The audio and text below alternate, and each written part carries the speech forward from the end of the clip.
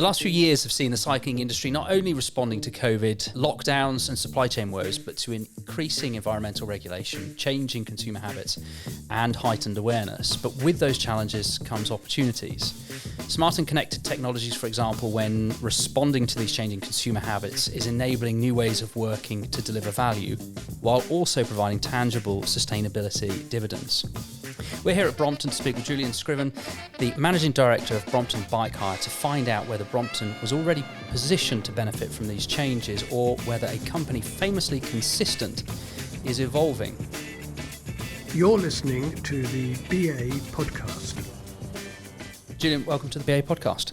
Thank you very much for having me on. And once again, we're joined by our very own Scott Kane, who heads up the BA's work on reshoring smart, connected and electric. Great to be here. Julian, really quickly, would you be able to just give us an idea of how long you've been here at Brompton and in this role in particular? So I've been at Brompton for coming up to 4 years now, and I joined having spent my formative micromobility years at a bike share company called Nextbike. Would you be able to just explain for those people who are listening who are familiar with Brompton Bike, how Brompton Bike Hire relates to the main Brompton business? For sure. So Brompton Bike Hire is a wholly owned subsidiary of Brompton Bicycles, and it's set up 12 years ago by Will Butler-Adams, our chief executive. It's pretty much specifically as a purpose-led organisation. The kind of concept behind Brompton Bike Hire is really, really simple. Will was of the impression that the best thing to sell bikes was bikes themselves. So if you could get people to ride a bike, they could figure out for themselves whether it was the appropriate mode of transport for them. So from there, the concept was born of setting up a really, really cheap bike hire solution, which people could help themselves to. Bear in mind, this was before the London bike share scheme had started. So, there wasn't bike share out there in the UK. So this was our first little foray into trying people to get them on bikes. And so it really was effective. It was a try before you buy scheme in some ways. Yeah. So again, we've always been a purpose-led, and it's not so much try before you buy a Brompton. It was try before you buy cycling, because Will, for anyone who knows him, is quite an outspoken individual, and he used to get quite frustrated when you're speaking to people about giving cycling a go, because he will. I mean, if he was in the factory today, you'd already be on a bicycle cycling around. And he used to get frustrated by people going, well, it's all very well and good, but I don't want to go and spend money on a bicycle only to find out it's not suitable for my daily commute. And so he thought, right, I need to find a way of kind of peeling that layer off the excuse onion and giving people a bike to try. So yes, it was, right, let's give them a cheap bike to try. And if they love it, they'll go and buy a bike of their own. That's now morphed again, hasn't it? So you've got bike hire, and then do you call it lease or subscription? Subscription, yes. So subscription was something that we kind of nailed together a couple of years ago. We were quite conscious when we were looking at the demographic of the people, in terms of Brompton owners and also in terms of Brompton Hire members, that there was kind of a slice missing when we looked at the demographic in terms of age and in terms of profile. And when we kind of dug into it, and I hate these labels, but I think, the label is Gen Zs, and they had a almost pathological aversion to ownership. They wanted all the benefits of ownership, but none of the downsides. So if something's broken, they want that to be someone else's problem. If they were moving house, I mean, my old head of marketing, Johnny, was a classic Gen Z. He moved his apartment 4 times in 2 years. And so all material goods he was having to ship around. So the less ownership he had, the less hassle it was. So we kind of built it, and we were quite surprised by the suppressed demand. There's definitely a segment of the population who really love the idea of product as a service. And how do you know you're doing a good job? How do you kind of measure the effectiveness of what you're doing? So in terms of the subscription, we can look at the continuity on it. So we have 2 models. One's a fixed 12-month subscription. I'm a very simple person, so I think in straight lines. I think you know this by now. And so I looked at what mobile phones do. And you can either have a 12-month contract or you can have a rolling monthly one. So we set those 2 up, again, because people are familiar with them. And what we see is on the rolling monthly one, we're getting the same kind of level of continuity as we are on the annual. So people are clearly liking it, and they're clearly finding it good value for money. They like the fact that the insurance is included. They like the fact they can get the bike serviced a couple of times a year. If they didn't, you're on a rolling contract, you'd give it back. Are you able to sort of see patterns of behaviour? Are people getting a Brompton for 5 months over the summer season, and then you see maybe a little bit of a seasonal dip, or is that? That's what we expected. And actually, once I actually let the rest of the organisation know that we've been doing subscriptions for 6 months, going back to our internal disruptors, we just launched it and waited for someone else to notice within the business that we're doing it. The first pushback we had from the main organisation was, why are you offering this rolling? Because people are going to do exactly what you say. They're going to join in May and leave in September. And we did expect that, and we priced it accordingly. What's interesting is people are joining because they like the ability to stop, but it doesn't mean they stop. We're seeing some seasonality, but it's quite mellow. It's not what I expected at all. And actually, if I look at I just looked at our subscription joiners for October, and actually 70% of the people who've joined in October are on the rolling monthly. Now, if it was this seasonality, you'd expect it to be the other way around in October. Yeah. If you're committing to a bike in October, then you're probably going to do it for 12 months rather than, not many people are going to sit there and go, I'm just going to ride from October to February. You have to be a pretty hardcore individual to be taking that kind of conscious decision. What you've characterised is different business models to attract and understand the demands of different types of consumers. If there is one or two audiences that you want to engage even more, who are the constituents you would most like to see the growth come from? I think let's start with what I'm proud of, what we've already achieved.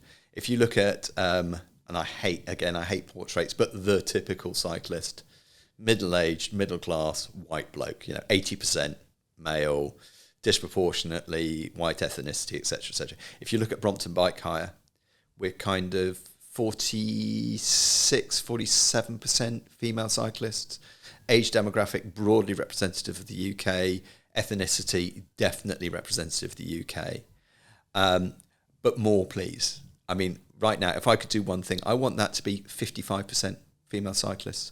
I want to see more people over the age of 60 starting to cycle. I want to see more people actually under the age of 25 starting to cycle. Well, I went to, a little sidebar, I went along to the London Freshers' Fair a few weeks ago. That was an unsettling experience for a gentleman of my age. 26,000 students turned up. And we must have spoken to 300-400 of them while we were manning the stand. And the first thing I had to note was, I'm never going to do it again because I must have folded and unfolded that Brompton at least 200 times. We had who could fold and unfold. So I had to show every single student how to fold and unfold a Brompton. Oh, my goodness. Were they quick learners? I think our future is safe. But the one thing that struck me, now bear in mind this is the London Freshers' Fair. Of all the students I spoke to, the only students who were considering cycling as a mode of transport to get to and from student accommodation halls and to the university were the overseas students. Almost without exception, the UK cyclists had not even considered it. And even when given the opportunity, were like, well, no, I was thinking of driving. And I thought, have you been to London? Have you tried? If you're at Queen Mary's in Mile End and you're living in South Woodford Halls, you can tell where I went. Trust me, I tried driving that in the 80s, and it's not a smart idea back then. It can't be any better now. But were there identifiable barriers, things that were stopping them cycling? That's a really good question.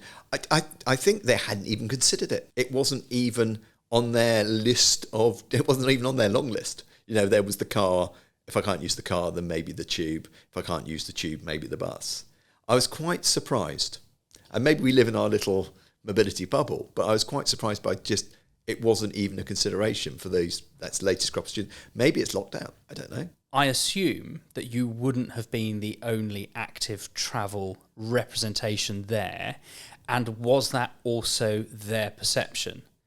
Does that make sense? Was that a shared experience? And you're absolutely incorrect. What surprised me, the London Freshers' Fair, 25,000 plus students turning up, an absolute madhouse in every sense of the word. They actually had free drinks in a bar next door, so you can imagine the people coming in and out. And the early part of the day was very different to the latter half of the day. There was actually only about 18 exhibitors. Okay, and we were the only mobility of any description. Oh, right. There. And you've mentioned international students there. Yeah. So Brompton, a very British brand. in terms of those international students, were they from Asia, for example? Absolutely. And the reason why you're sitting opposite someone a foot shorter than you should be is our beloved chief executive is currently out in Singapore meeting a load of very, very enthusiastic Brompton fans. So the Brompton is seen as a prestige premium brand over in the Far East. And I think it's fascinating, actually, because in the UK, it's what I call a workman's tool. It is your commuting to work tool. And the reason why you buy a Brompton is like the same reason why a carpenter buys a DeWalt drill. It's because it's going to go on for years and years and years, whereas a kind of domestic drill will die after a couple of years. And the Brompton's the same. And you'll see them on the trains when you come in the morning. I see them, they've got kind of bungees on them and aftermarket lights, and they're a bit dinged up. But that bike's been ridden day in, day out for 10 years. You go to Singapore, you go to Indonesia, you won't see the bikes on the trains. You'll see them in display cases on people's walls. And they'll take them out of those display cases on a Friday night. They'll give them a full clean and a full polish. They will then go out on a Saturday with 100, 200 fellow Brompton owners for a ride out. And they won't be a lovely little sea line that's a great workman's tool. It will be a Chapter 3 limited edition. It will be a Brompton Titanium. It will be a super premium bike. So it's a very different mentality and market. And that suggests opportunity everywhere then. So there's if you think about the scale and the size and the demography of the world cities, but just stick to Asia for a time being. Were it to be adopted as a key commuter in Asia, what would that mean for the business? It's fair to say our fastest growing markets are not the UK. UK remains our largest market, but coming up on the rails, China, Singapore's growing like crazy, Indonesia, the USA is already a tier one market, Germany's a tier one market. We've got huge opportunities overseas. Brompton's been around since the early 80s, and the reason why we've been around since the early 80s is whilst they have lunatics like me doing disruptive things within the main organisation, in general, we work in a very measured way, in a very controlled way. We try to avoid overstretching. So we're growing those markets, and the opportunities are huge. I mean, we're predicting to go from 100,000 bikes a year today to 200,000 bikes by 2030, as an illustration. And that will be fueled to a large extent by exports. We're already exporting 80% of our bikes.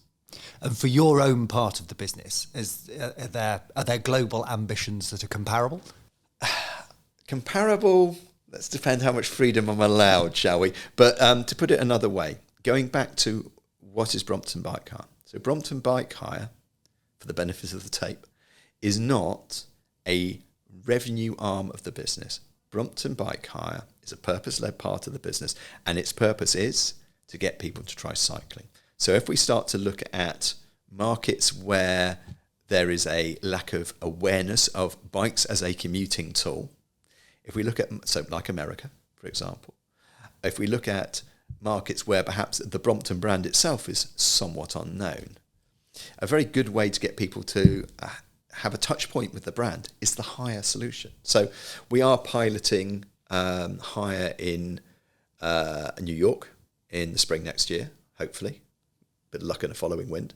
And we will be also piloting it in Germany. And actually, one of the things you touched on earlier about how things are changing, I have had a personal little mission for the last 8 years in this mobility sector of trying to combine the bicycle with the train. It seems so obvious, bike journeys, train journeys, they're just, it's clotted cream and jam on your scone or scone, depending where you're from.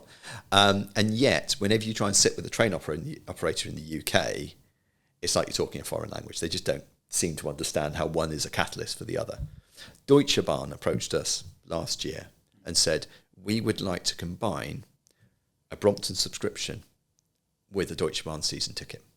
So when you get a season ticket, you get a bike delivered to your door that enables you then to get to the train station, take the bike on the train and use it at the other end, because they understood that dynamic. And that kind of combination travel, so you're combining train with another leg or a few legs of the journey that you may do on your Brompton. To what extent do you get feedback from users about the sort of things that they're loving, they're most delighted by, how they're using it? What kind of intelligence do you get? I'm loving your questions. We actually do know, and it's one of the things we're particularly proud of. I'll do it in round numbers, over 9 out of 10 Brompton Bike Hires are combined with another mode of transport, predominantly trains. So if you compare that to bike share, and bike share is brilliant. I come from a bike share world. Bike share is an incredible way of getting people to interact with cycling. They're at, I think, mid-30s, 35 to 40% combined with other modes of transport. We're north of 90%. And for me, that's so important because it's acting as a catalyst. I always say my mission actually is really, really simple. And I defy anyone to argue with this. All I want people to do is use the most appropriate mode of transport for the trip they're taking on that day. And it could be a car. You know, if I'm going from let's say, let's pick somewhere, from Carmarthen to Glasgow, that might be a bit of a painful journey using, that might be a planes, trains and automobiles type journey. That might be best by car. If, on the other hand, you're travelling from, Aldershot to central London, which is a common trip for me, there's absolutely no excuse for a car there. That's a bicycle and train job. So if we can get people to think that way with one. And thinking of kind of park and ride or combining different modes of transport together and a bike being right at the heart of that. In the traditional concept of park and ride, when they were, introduced, N years ago, it was often there would be a sort of minibus that would swing back round and take you into town. Those kind of transitions from sort of out of town parking and to then enable people to then, make the multiple legs of a trip that they might want to make, around a city like Oxford or whatever it might be. Is that a key part of your vision for the business? Absolutely.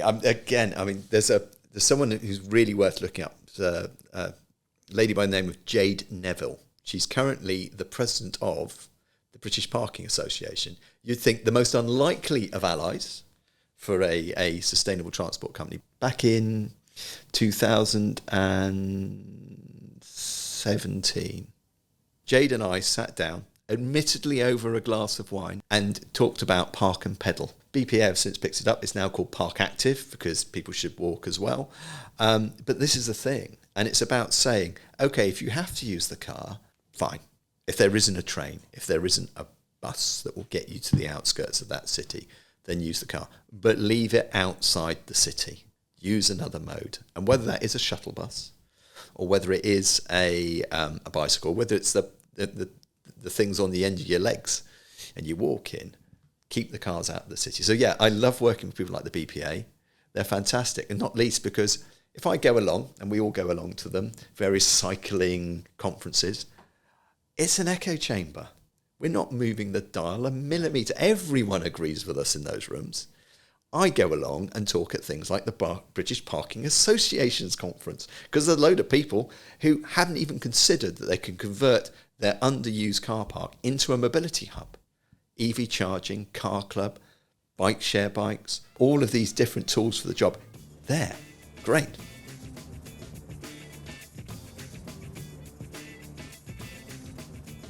Recently, we've had the latest UN report, which is basically saying we're not going to hit the 1.5 degrees.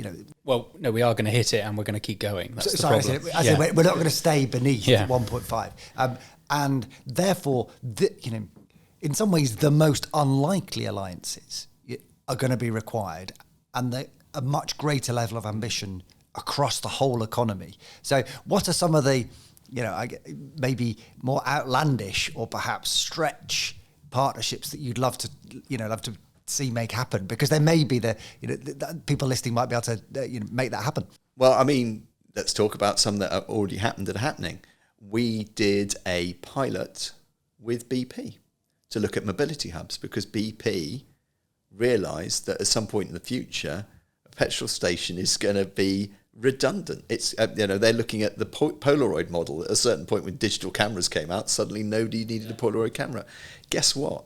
When all the cars are EVs, leaving aside the whole congestion thing, what the heck is a petrol station? It's a monument to folly. It will be a historic symbol. So we did a pilot with them with a mobility hub, and actually, whilst we didn't particularly enjoy working with BP, not for any nasty reason, but just not our people. Very different corporate mentality. Very different corporate mentality, yes. Yeah. Yes, we were definitely the scruffiest people in the room.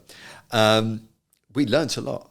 Actually, that was the first mobility hub in the UK, and it worked really well. And without where was that, Julian? That was actually on Greenwich Peninsula, just off the O2, outside the O2.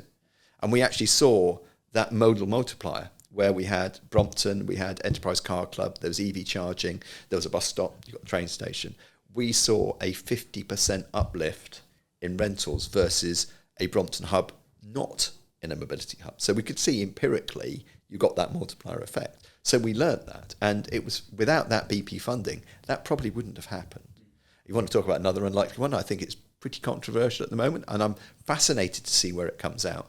It's Shell and British Cycling. Yeah. I mean, you can look at that half full or half empty. I'd like to think, with my optimistic heart, this is Shell starting to explore their future. And I think perhaps, they could be leveraging the experience from British Cycling in terms of how they can decarbonise. Let's see. Sticking with the topic of decarbonisation, I was going to ask about, basically as a UK producer of scale, at scale, we're here in the factory today. This is, it looks like a slick, modern, almost like future factory. Well, they're producing about a bike a minute downstairs underneath our feet. And the reason why this office is so warm is we actually sit above where they braze the bikes. And for people who don't know what brazing is, that's kind of like a cross between welding and soldering. But as a result, we're generally 5 degrees warmer in the office than the surrounding environment because all the heat comes up. So it's quite interesting. So we had a lady called Louisa Holbrook, who's our head of sustainability, who's been working with us. And she came in and had that delightful thing to say, right, everyone stop resting on your laurels. You're sitting there going, oh, we're producing bikes, therefore we're a sustainable company. You're not. You're a manufacturing company. You're a dirty, dirty manufacturing company, and we need to address this. You can't offset your current carbon with the fact that people are riding a bike afterwards. We need to get the carbon down in the manufacturing process. And so far, I need to check the numbers, but I think we've taken about 25 kilos of carbon out per bike on our average bike over the last 2 years. The remainder is actually upstream in the supply chain, so that we have to work really hard on that. The issue we've got is to have a Scope 3 net zero manufacturing solution is not impossible, but it is ridiculously hard. In order to achieve it, to get to where we're going, we shouldn't start from here.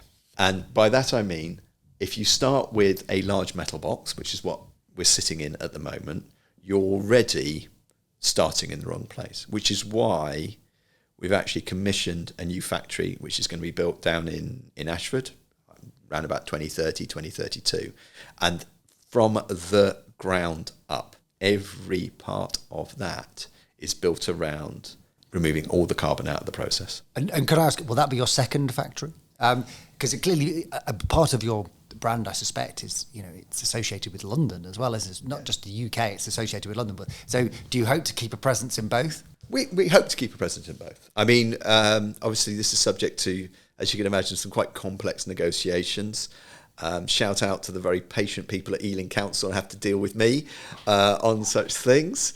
But yeah, so we'd love to keep a factory in Ealing as well as our new factory in Ashford. I mean, the philosophy is, if you look at, and I try and use things that we all know, when Land Rover launched the Range Rover, they took the decision that they'd build a new factory to build the Range Rover, and it was all about robotics and automation.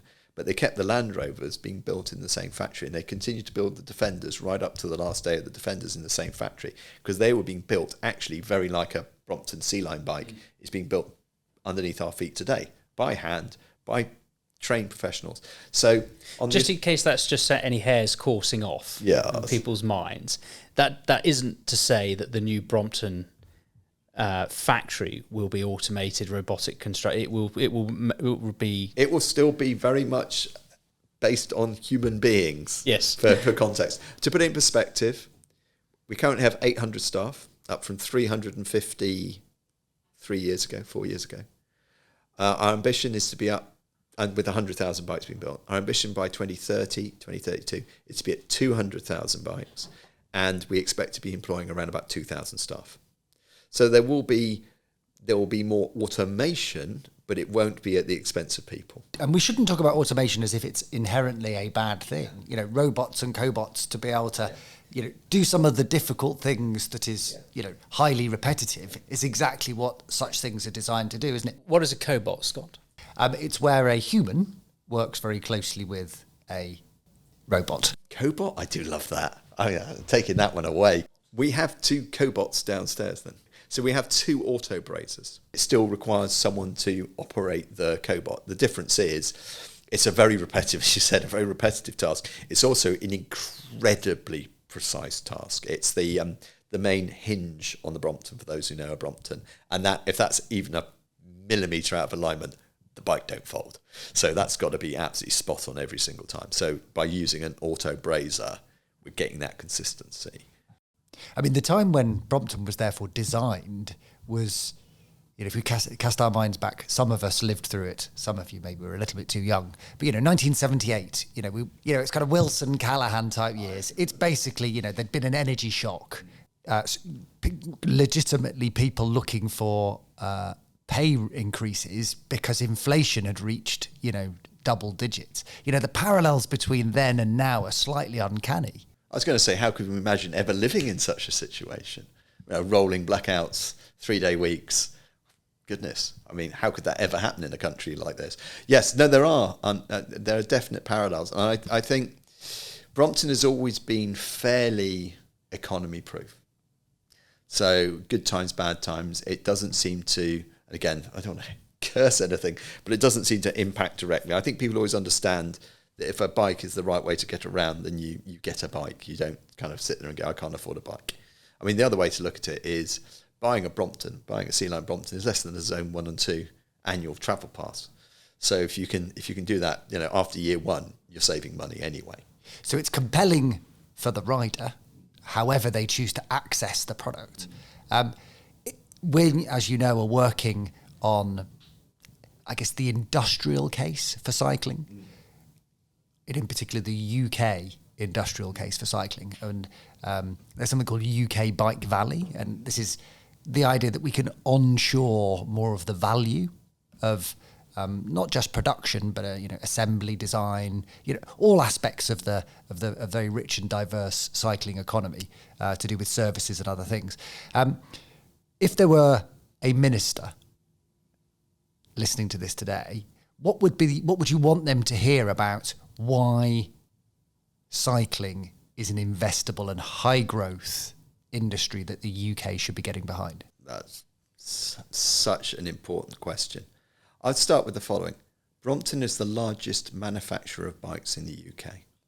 We are a specialty niche bike. We shouldn't be in the top 5. The fact we're the largest shows that cycling as a manufacturing industry in the UK is not being taken seriously. We are almost mulish in our determination to remain a UK manufacturing company, and that's despite government support, not because of government support. Cycling is one of the fastest growing sectors globally consistently. Silicon bubbles boom and go. Cycling grows year after year after year. The most important thing to decarbonise this country that has been recognised time and again is decarbonising transport. The lowest carbon solution is cycling. If the UK is serious about, number 1, decarbonisation, number 2, investing in an industry that is going to consistently grow and therefore return in terms of taxes back to the government, there isn't a safer bet than cycling.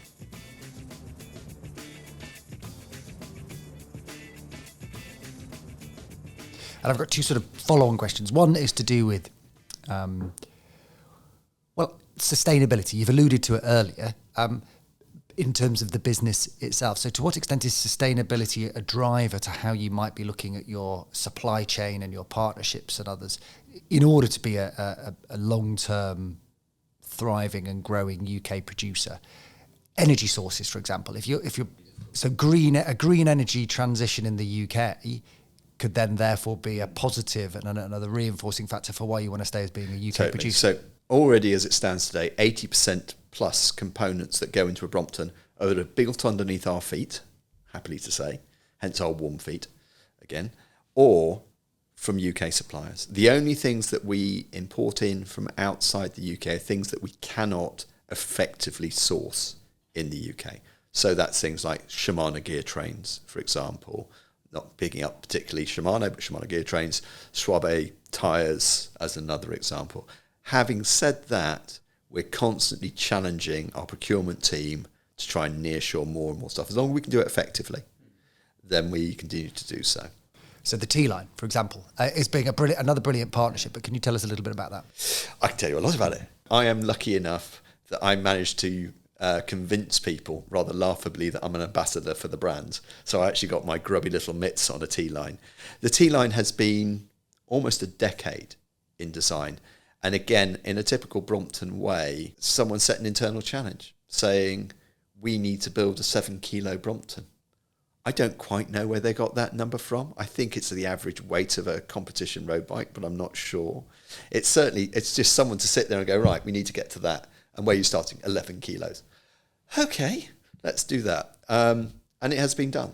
And take us, so we're sat here in London, take us to Sheffield, where I believe there is an equivalent factory or industrial space. So what would we see there? You'd see a very different setup insofar as, because it's titanium, titanium is famously horrible to work with. And there's a reason why they're working for it up in Sheffield. And that's because there's a long and deep and proud history in that region for working with titanium. And so you had to go out and seek that partnership, basically. Yes. So, Will, if you want to talk about one of the things that makes Brompton has a £200,000 a year fund. £200,000 at the start of each year, before when the budget is finalised, that is immediately written off. It's written off as 200,000 loss. Zero revenue, £200,000 cost. And that is controlled by Will, Chief Executive. Anyone can come to him with an idea and say, like, Brompton Bike subscription. I went to Will, I want to try that. I'm going to need £10,000 marketing spend. He went, there you go. And the reason why it's so important is because there's no ROI argument. It's for ideas that don't necessarily have an immediate return on investment. So it's a genuinely, not a sarcastic, it's a good ideas club. Yeah. It's a fund for the good ideas club. It's fun for the good ideas. Just go out and give it a crack. And do you know what?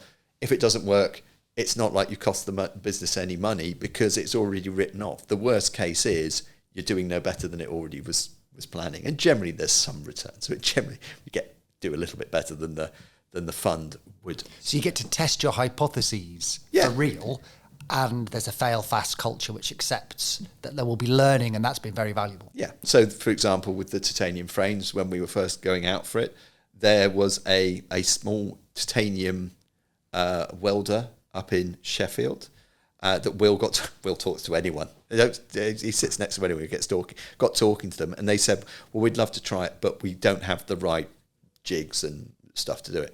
And Will said, how much would that cost? They went 50,000. He went, fine, there's 50,000. Go and get that, and let's see if we can build titanium frames that can be used for Brompton. Just to differentiate, the previous titanium model was the rear triangle, wasn't it? It was titanium. Yes. So that's where and this started. is now the entire frame. Yeah, we're now the entire frame. So, but this Sheffield partner's been the same one. We now own it outright. Yeah. But at the time, Will said, right, you front frame, back frame. There's some money. Go and buy the bits. Give it a go. Yeah. And moving from material science and materials innovation and process innovation, thinking of electrification, potentially going to transform all aspects of mobility and other areas of our life. Talk to us about electrification and Brompton.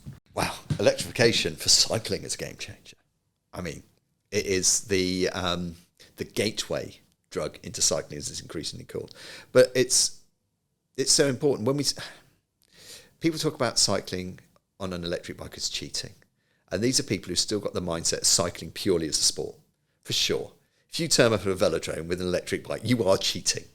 If, on the other hand, you're cycling home, the only way you're cheating is if you're treating commuting as a competition. And actually, that's actually quite toxic. That's what leads to people cycling through red lights, cars speeding in built-up areas, because they're treating modes of transport as competition. Electric bikes are a way of encouraging people to use bikes as a mode of transport. It's vital. We're piloting electric bikes for the first time in our hire docks later this year with St. Bart's Hospital, and we're literally dropping a marketing campaign tomorrow to add electric bikes to our Brompton by subscription solution as well, because we want to get more people cycling. So as of the 2nd of November, you will be able to subscribe to an e-Brompton. A very limited number of people, because we're only set that as we're still in a situation where there's more people wanting to buy a Brompton electric than we can build. So I had to go on bended knee to say, yes, well, you could sell it, or you could let me charge a small sum a month for someone to subscribe to it. It took some convincing. This is a really interesting point, because you've talked about, you have already mentioned on a number of occasions, this move away from ownership. That the consumer increasingly wants to have a relationship with a product but doesn't necessarily want to own it. We've talked about reducing the carbon footprint of a Brompton. You've done that by 25 kilos already. We've talked about the difficulty of doing things in scope 3. One of the things that interested me most about the hire and more the subscription model is that throughout that now means that Brompton has far greater control of their product from cradle to cradle, and basically the bike remains your responsibility. The materials locked in it are your assets, no matter where it is in the life cycle. Was that a conscious part of the subscription model, or is it just a very convenient dividend that you have got as a result of just responding to how the consumer wanted to interact with Brompton? I think the most honest way to answer that was there's an underlying common train of thought with the overwhelming majority of the commercial team. So in a way, it's more that we just subconsciously move in that direction. Nobody sat down with a piece of paper and said, actually, Louisa probably did. But Louisa aside, who's our head of sustainability, Louisa aside, nobody consciously sat there and said, right, let's write a circular economy model for this. It's just naturally, we sat there and said, right, for the Brompton Bike subscription, the bikes are going to have a 2-year life. What happens at the end of 2-year life? Well, it would be absolutely disgusting just to abandon the bikes at that point. So where do we go from there? Well, we should offer those as a approved used solution, and that's the concept we've got. Or perhaps the person who's been subscribing to it would like to then convert to another bike. What happens if they're not good enough for that? Well, then they should go into the hire fleet, as long as they're mechanically sound. And what happens at the end of that? Well, we want to get people cycling, so what about people in low-income households who can't afford to hire a bike, can't afford to buy a bike? Well, let's use those as part of our Wheels for Heroes fleet. So it's just more... it wouldn't have occurred to do it any other way. So, but effectively what you're doing is maximising the lifespan of your product at every stage, and you're introducing more layers to that to maximise it. Indeed. The question now then is, if you got to where you were, using your term, more by luck than by judgment, is the hire and lease now forming part of a coherent strategy going forward? And how do you see Brompton developing that to become more sustainable as we go on? So I think we need to split the two out. So bear in mind, manufacturing company, things do not happen at pace outside my little bubble of lunatics. So hire has been going for 12 years. This time last year, we evidenced to the rest of the business's satisfaction the value of the hire, that it was actually really driving brand awareness, really driving, from a purpose point of view, cycling, and therefore there was a halo effect that translated into people buying Bromptons, because we're getting them into bicycling, but naturally, if they're getting into bicycling on a Brompton, they're more likely to buy a Brompton. So that took kind of 11 years to get there. We launched subscription 2 years ago. We're still on the journey of the value of this. Mm-hmm. So again, some of the more commercially minded members of the organisation already get it. But for the main business, they've still got to understand that just because you could sell a bike today doesn't mean that's the best use of that bike. Okay. The best use of that bike should be subscription, into hire, into a social project, a full circle economy, both from a a holistic environmental perspective, but also you've got to be salty from a commercial perspective. If you do that right, you actually get more commercial value out of that bike as well. So it's almost like a external expression of what a B Corp should be. That you're having a commercially I'm struggling with that word, commercially successful business model, which is also very focused on community and environment. And is that a framework that you've been using? So again, it's kind of we've evolved towards it. So people involved have naturally had that B Corp philosophy. The reason why I moved out of my old industry, because it was business with a conscience. Mm-hmm. It was business with a purpose rather than business for the sake of business. But when you start to look and see the three pillars of B Corp, you realise we're already sort of doing that. So we're certainly looking very strongly at how close we can to be to a B Corp, whether we could become a B Corp.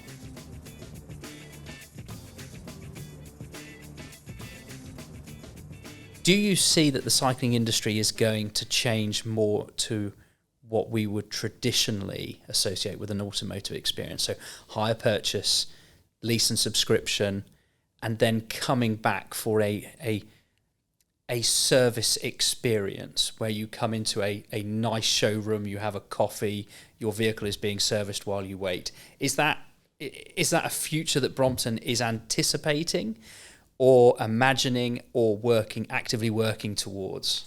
So one of the biggest problems in the UK today is it is terrifically expensive to own an electric bike.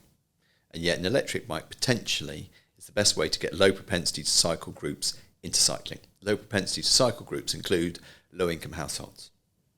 We have cycle to work schemes, which are brilliant if you're a middle class, middle-aged, white guy in a white collared job. Chances are you already got a sport bike at home. We don't need to convince you about cycling. Someone who is in a low income household, potentially in unemployment, if they want an electric bike, they have to pay full price. That isn't working. So more broadly, how do we make expensive bikes, electric bikes, because they are more expensive, even cheap electric bikes are more expensive than cheap non-electric bikes, affordable? And there's only two ways that can happen. They either need to be subsidised in some way. That's a government decision. That's a policy decision. I think they should be looking at that really seriously. Or we find ways of making it so you can spread the payments. And at that point, there are very established models for people to buy an expensive mode of transport, aka the car, cheaply, or spread the cost more precisely. The reality is, it's not a case of Brompton on our own, because actually there's a danger that we then start taking those contact points away from the retail. It's more actually, I'll put a shout out for Santander. Santander have what they call their non-vehicle loans team, because they've recognised that actually there are things like electric bikes which are now at the same kind of price point that a cheap car was 10 years ago. Like an e-cargo bike, for example. Like an e-cargo, a great example. There we are, perfect example actually. If you're maybe a someone who's a plumber or a chippy who works in a local area, why wouldn't you use a cargo bike as opposed to a van if you could? But a cargo bike. I was looking for a mobility hub, and a decent Arrows cargo bike. It's £9,000. I mean, that's a chunk of change. Now, how do you get people? With the best will in the world, dropping £9,000 for anyone is a bit of an experience, let alone people in low-income households. So yes, so things like leasing is definitely a vehicle. Is it that we do it directly to increase touch points? I think we need to be very careful. Brompton has always had a philosophy of we offer the same kind of relationship with our local independent Brompton dealers as we do with the big boys like Evans and Halford, because we see the importance of it. Going back to our try before you buy, if there wasn't bike hire and if there wasn't bike shops, how would people know that a folding bike was right for them? It's not like ordering a pair of jeans on the internet. I ordered a pair of trainers a couple of weeks ago on the internet, and then they came back a size too small. I mean, it's just, we know what that's like. So can you imagine someone going, well, I'm not sure if I'm going to cycle or not, so without going into a bike shop, Yeah. I'm going to buy a bike. So we must be careful that at no point do we end up cutting out the retail trade. That said, I think, do we find more ways that people can ride a bike? Absolutely. Everything's about choice. Everything's about choice. When I work with property developers, they will say things like, and no exaggeration, should we have a Brompton hire dock or should we have a fixed frame pull bike scheme? And I'm going, well, why are you saying one or the other? What you need to do, if you've got a development with 2,000 people in it, whether it's a business development or a residential development, you need to understand that if you want to get the most number of people cycling to and from it, much as I love the fact Brompton is the only solution, it's not. You need the Brompton bike, you need a fixed frame bike, you need bike share bikes available, you need really good provision for privately owned bikes. So it's about choice. And it's the same when we start looking at this. We need to have it so that however someone wants to own a bike, there is the maximum number of choice. Some people will want to go via e-com channels. Some people want to go in to a local bike shop and have a really good chat, possibly on 2 or 3 occasions, with someone who really knows their onions and is going to be able to say, what are you going to use this electric bike for? Is it just popping to the shops, or are you going to be commuting on every day? Are you going to be taking it on the train?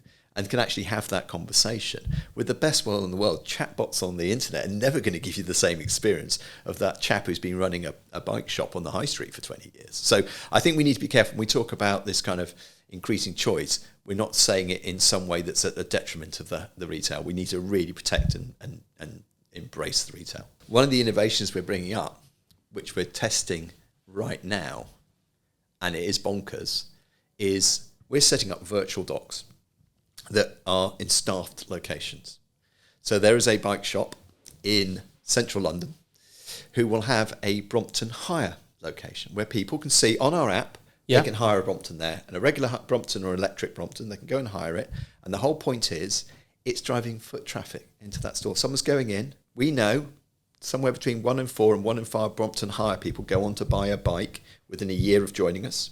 So if you're picking up a bike from a shop, riding it around for 4 or 5 days, loving it, and then going back into that shop, where are you likely to buy that bike? Yeah. I would much rather them have that experience, because partly they can then have a chat with someone. Mm-hmm. What do they like about it? Maybe they didn't like the fact it folded. Maybe they need a fixed frame bike. As long as they're cycling, it's a win. So that's that. And you mentioned the app there as well. Yeah. So talk to me about how apps and other forms of, I guess, digital communications enable you to better understand and indeed have more touch points with your customers or potential customers. I think apps are a double-edged sword. I'll start off with that. The problem is, again, talking about low propensity cycle groups, and sorry to keep going back on that, it's been my hobby horse.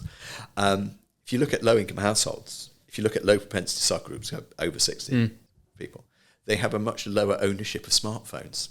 So if you have a solution that's predilected on an app, you're immediately excluding the people who actually would probably benefit from it most. It's one of the reasons why Brompton Bike Hire, while we have an app, we also have real people at the end of phones who people can register with, people can talk to, people can even book by phone. It doesn't happen very often, but people do phone up and say, "Oh, I don't have an app.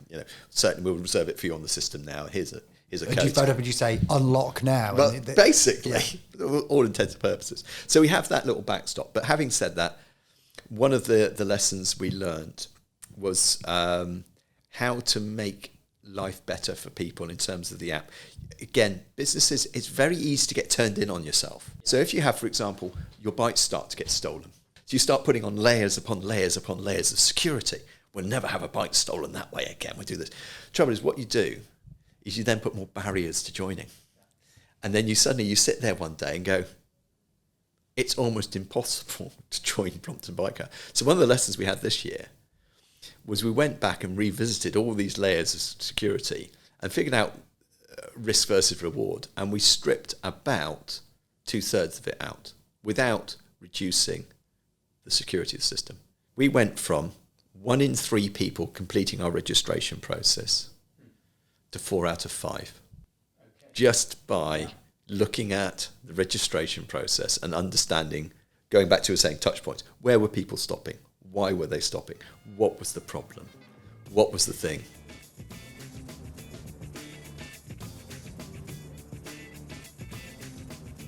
Talked about there being a second even more future-facing factory that's coming on stream.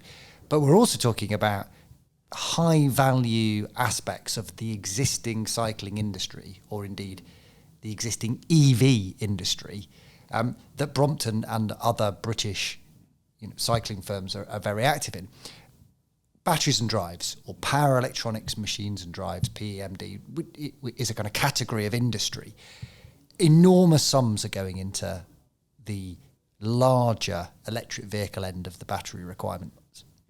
And very little, very scant attention is going to what kind of smaller form factors, and indeed, as we all know, the more suitable for urban areas where, as we know, the vast majority of British and indeed globally people are increasingly living in. What is it that you would again like to say to the minister, which is actually we have these kind of competencies in aeronautical, in automotive. Why can't we give a greater slice of the innovation pie to support it in, let's call it broadly micro-mobility, but in particular in the cycling industry? The short answer is stop taking cycling for granted in the UK. There's this philosophy where road infrastructure aside, there's just an assumption, well, they'll muddle along regardless. We don't need to fund it. It will just, they'll get on and do it. And we certainly see that quite a lot. Whereas, if we don't pump loads of money into these various car-related things, they might go elsewhere. There isn't that feeling. The slightly longer answer is, which sold more units in the UK and Europe last year? Electric vehicle cars, electric vehicle bicycles. Bicycles is the answer. And bicycles are going to be at least part of the solution for removing congestion out of our cities. So I think in a way, what they need to understand is just because are asked in terms of the value of support cycling needs in terms of tens of millions is lower than cars, it's almost not taken seriously. It's like the old joke, if you want to get £50,000 for a loan from a bank, they'll tell you to go away. You go and ask them for 50 million, you'll have them queuing up. By the way, Brompton had that situation in the early 80s when we tried to get, I think it was £5,000 for a new bit of tooling, and the business nearly closed because we couldn't get £5,000. It's laughable now. You think this is a business building 100,000 bikes. But we're cycling in the UK is in a similar kind of situation. It's almost because we're asking for too little compared to the car industry, it's not taken seriously. So I would say take cycling seriously. Invest in cycling the way you would other modes of transport.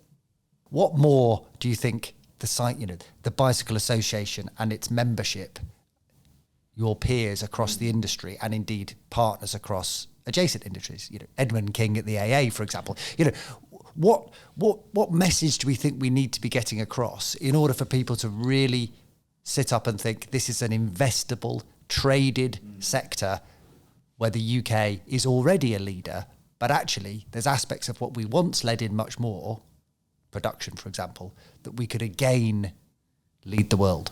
I think, again, it's a fascinating one, and you can go almost all the way back. I mean, I always like to compare Europe and the UK. If you look at Europe, bikes are a mode of transport first and the sport second.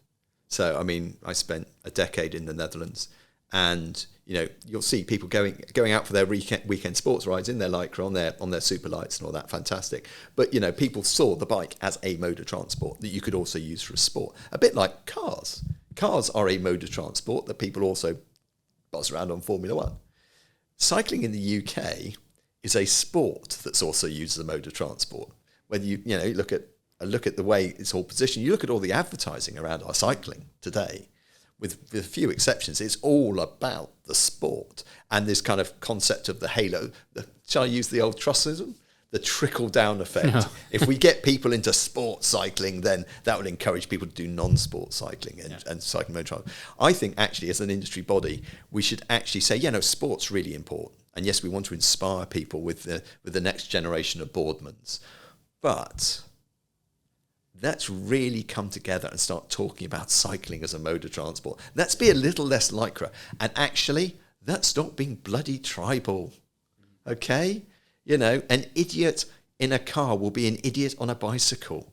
Let's stop sticking everyone in boxes, because as long as we do that, people will not see themselves as someone who uses the bike as a mode of transport, because it's those idiots.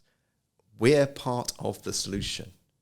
What we should stop being is part of the problem. I read a book by a guy called Eric Bronsford called From Marginal Gains to a Circular Revolution, and he talks about his experience trying to create a used and approved scheme for bicycles. And he talked about the hurdles that he had encountered along the way. There were so many different models, there were so many variations even within models, so many different component requirements, and finding out what could operate with what meant that it would never be a viable business, certainly not at that time with the resources that they had available. And yet everything that you've spoken about so far, and we've talked about the hire, the lease, the things that you've managed to achieve, is that down to something unique about Brompton? Or is it something that you think other companies will increasingly replicating part or some of what you are doing? Or is this something that's only applicable to Brompton because of things that are unique to Brompton? I think the short answer to that is I think any OEM has the potential to be able to do it. If you use the approved used, the one that everyone immediately thinks about is BMW and Mercedes. And the reason why it works for them is it's BMW or Mercedes. So they're only actually working on a narrow range of cars. And so they have high degrees of expertise. You know, our approved and used is only going to be Brompton's. I love Specialised a bit, I love Boardman's a bit, but we won't be putting those through our approved used if and when we do get this off the ground. So I think it's possible to do for other products as well. But again, going back to a simple business truth, understand what you're good at and stick to it. We're Brompton, we understand Bromptons, we understand folding bikes. We will only ever be doing Brompton bikes. If you look at the other goods Brompton bike subscription, bus bikes, yeah, they've only got 3, I think, models of bikes. They're keeping it very focused, very controlled, very understandable, very repeatable. So it's keep it simple. Don't try and make it too difficult. So I think it's absolutely possible for other people to do it. Is it easier for us? Well, yes, probably is, because we're building the bikes in London. We're doing the subscriptions in the UK. We're doing the hire in the UK. We've got the vertical all the way through. If I was getting the bike shipped in from China with a 3-month lead time, as an example, and or as I'm buying them in and having to take that capital hit at the front, that would be a lot more challenging. And then you've got that whole kind of depreciation thing going on. So because we're self-contained, it is easier, but that's not to say it's not replicable. And I'd love some more competition. Can we be number 3 in the UK? I'd settle for being number 2. Actually, can we get some more people playing in our sandpit, please? We want a nice, we want more people doing what we're doing, please. Julian, thank you so much for your time. Thank you for coming onto the BA podcast and really going into depth on not just the hire and subscription schemes, but the Internet of Things, smart and connected. We've covered a lot of territory, so really appreciate your time today. Thank you very much indeed for having me on. And Scott, thank you again. Thank you. That's all we have time for in this episode of the BA podcast. As usual, we'll put the links to everything we've discussed in the episode description, or you can head over to our website at www.bicycleassociation.org.uk, where you can also find out how to become a member. If there is a topic that you think we should be exploring here on the podcast, please drop us an email at media@bicycleassociation.org.uk or use our Twitter handle at bicycleassoc. If you've enjoyed this episode, make sure to click subscribe before you go. But from me and everybody here at the Bicycle Association, bye for now.